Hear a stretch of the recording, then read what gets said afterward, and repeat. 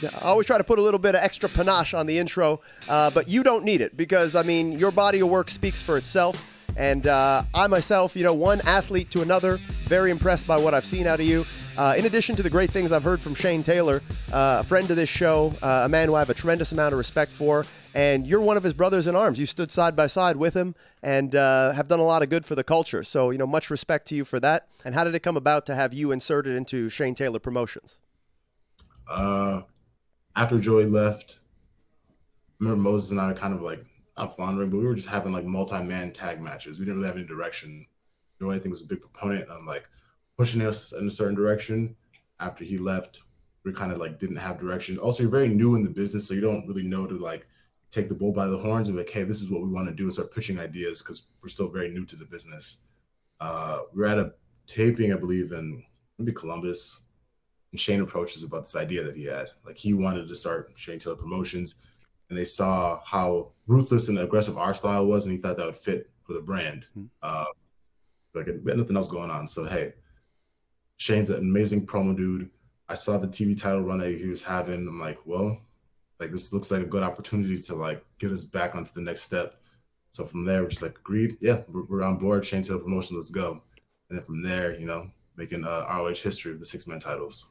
I like that story because it was like Shane went and he saw you guys and he helped elevate you up to his level. And that's one of the things I most appreciate about Shane Taylor is that he's very good with elevating the talent that he works with.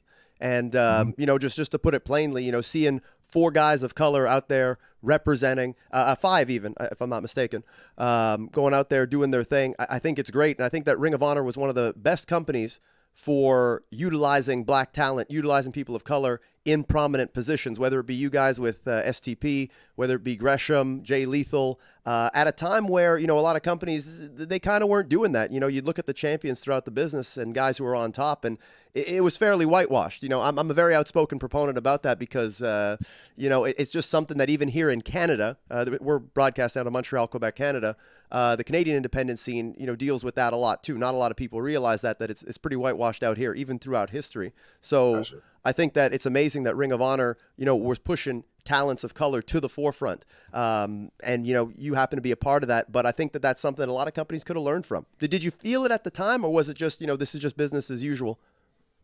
I kind of felt it a little bit. And like, honestly, I mean, the Hurt Business was happening at the same time too. Lashley won the belt. So I would say that other like people talk about race in this like this business, like Hurt Business was the thing during the whole pandemic era. We had the Hurt Business and STP like running the same gamut, just in different companies. But I kind of like started feeling the impact of what that did for people. Like scrolling Twitter, on Instagram, seeing how people were so proud of like the representation that we had. And like, I get it. Cause like when Kofi won the belt in WWE, like I shed tears that day. You never like think to see those moments and like how much that actually truly means to you until it happens.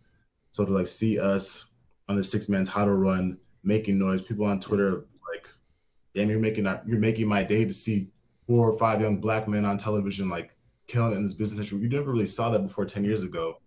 That's just super heartwarming to feel, honestly. I never thought I'd be a part of something like that. Yeah, no, and you guys did a great thing. And believe me, I've talked to people all over the world and talk about wrestling, being, a journalist and a performer myself. And what you guys are doing is amazing. We felt it all the way here. So, big ups to you for that. With Ring of Honor potentially becoming obsolete, which obviously it didn't, but knowing that AEW saw something in you and had your back, was there any discussion with your fellow members of Shane Taylor Promotions about that? Was there any talk there? In terms of what, like us going as a group, or like them having also opportunities there? Well, just to put it plainly, I mean, it's kind of interesting that, you kind of broke away from the group and now you're part of another group. Now you're featured in AEW. And it was such a close-knit group that I feel like people kind of, were assuming that they'd all go as a unit once, AEW took over Ring of Honor. But, you were the one who broke away. Was there any talk amongst you guys? Was there any congratulations? Anything at all? Yeah, like those are my boys. Like they congratulated me. We're all brothers and like everything was fucking great. Mm-hmm. I know we talked about it. I think maybe Shane talked about it before too. Yes, the goal was to like ultimately go somewhere together, but also we realized let's bring in 4 or 5 people into a company, which logistically might not actually happen. But if someone goes here, someone goes there, someone goes there, that's still STP. Like that's still family. Um, Also, this is a business, so like at the end of the day, when people are like, hey, see opportunity for you at AEW, and like maybe other dudes have conversations too, but like it didn't get as far as me. Like they also have opportunities to impact MLW. It's a business. Like I needed to take that step, which I did. So no hard feelings. Like we're all great. I talked to everybody. So Good. And do you foresee your fellow brothers in STP maybe getting those same opportunities with AEW? You feel there's a place for them there? I definitely think there's a place. There's factions here, and there's particular factions that are missing that kind of gusto, if I could say. But I mean, see, like you can't say like never say never in this business. You never know what the fuck's gonna happen. Yeah, because I mean, Definitely. I was going to say, because I could easily see, the other guys from STP showing up, maybe even showing up in Ring of Honor. There could be a built-in story right there. Maybe you guys capture the six-man titles if they're still going to be around. They come and they say, hey, you're the traitor, you're the Judas. We want to come back and settle the score. I could see that being a money storyline. Well, I bet like anyone can book these like multiverse type of storylines, but I don't have the pencil. So it's the man who bought the company, who signed people's checks that can make those decisions.